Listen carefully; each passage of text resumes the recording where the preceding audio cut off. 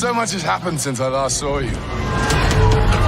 I am in a constant search to watch something that will immerse me into the story, allowing the plot to wash over me. There is no better feeling in the world when I've stumbled upon an anime I've never seen before and learned that it's still ongoing with a bright future ahead. However, this has also led me into devastation when the season wraps up and come to discover the next season has yet to be greenlit. I'd be lucky to even get 2 seasons of something I've fallen in love with, let alone 3 or 4. I've been burned so many times where I've read a manga in hopes to finish the storyline, only to find out new content is barely being pushed out or has been canceled altogether, and I'm now stuck with a great story beginning with no chance at an ending. I'd be naive to think I'd actually get a crap ton of episodes. Similar to My Hero Academia, Hunter x Hunter, or really anything popular that has come out in the last couple of years, they aren't letting anything die anymore. Not to dig at shonen fans, I know my man loves them, but for the most part, these are the animes that get multiple seasons, and that really sucks for me, because out of the hundreds that they produce, only a few have ever really made me want to watch them all the way through. But then,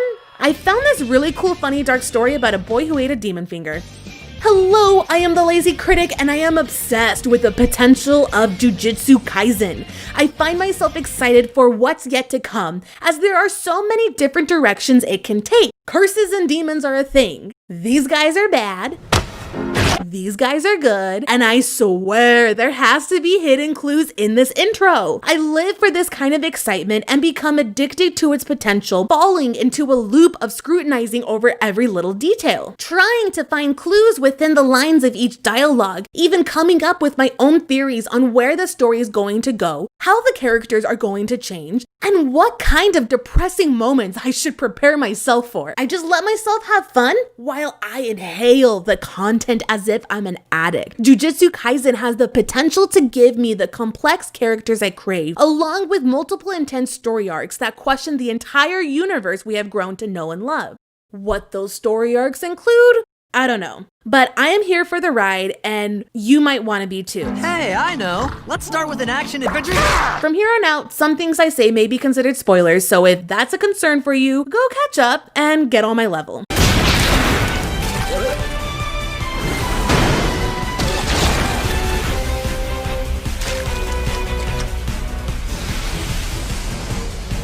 This show screams, I'm about to blow your mind. And one of the biggest ways this is done is through the initial setup of the universe. Humans have a lot of negativity, which means a lot of opportunities for curse energy. And on top of that, our main character still has a whole lot of fingers to eat. He's got a lot to learn, and there are so many different directions this story can take, such as Itadori, our main character, dying within the first 5 episodes. Right off the back, my mind was blown. He may have been brought back super quickly, but a huge seed was planted. If you'll accept my conditions, I'll fix your heart and bring us both back to life. When is this gonna come into play? This has to bite him in the butt one day, but what day will that be? Will it be the first 30 episodes? Will it be in the next 100? Or is it gonna be something that looms over the entire storyline, only revealing itself at the very end? Who knows? And that right there is why I'm so excited for the show. So many possibilities with a clever balance of questions and answers. So far, I have not felt overwhelmed with the endless possibilities,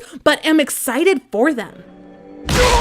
The lore of this show is really easy for me to follow because of how many other animes have used similar ideas when it comes to curses, demons, and just political hierarchy within the universe. In Itadori's case, he's dealing with Sukuna, the demon of all demons, in hopes to save as many people as possible while getting some schooling along the way and making his grandfather happy. He learns how to harness negative feelings by turning it into cursed energy, ensuring Sukuna will never be unleashed to the world. The few moments we get here and there, seeing Sukuna being his big bad self, it answered some questions while asking so many more along the way. What is Sukuna's goal? How did he get split up in the first place? If he gets all the fingers, what then? What's the meaning behind the tattoos? Why is he not trying to team up with the demons? The more I learn, the more I want to know. Also, I just really love the explanation of different curses along with the overall jujutsu principles established in the show. I actually associated a lot of it with my days as a server. Similar to curses, each table is unique, requiring different levels of skills and experiences to succeed. You've got your tables that are easy to turn, tables that can be a bit demanding, and then the tables no one really knows how to deal with, where only the best of the best servers can handle, as the difficulty is unique when waiting on special grade Karens.